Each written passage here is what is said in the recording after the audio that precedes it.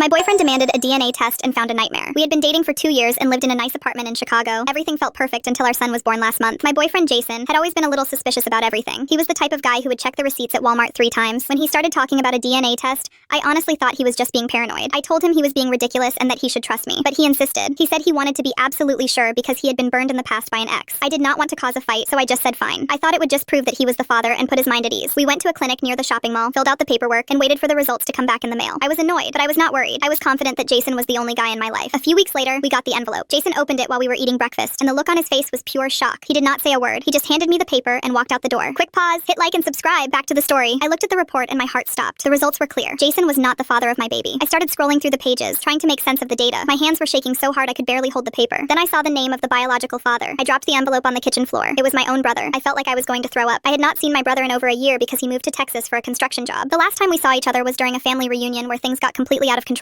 I had blocked that night out of my memory because I was ashamed of what happened. I realized then that my secret was out, and I had no way to explain this to Jason. I heard the front door open and Jason walked back inside with his bags packed. He did not look angry anymore. He looked like he was completely broken. He told me he was moving back to his parents' house and that I should never contact him again. I sat there on the floor, staring at the walls, realizing my entire world had just collapsed. I had lost the man I loved, and I was left alone with a truth that I never wanted to face. My life is ruined, and I have no idea how to move forward from this tragedy.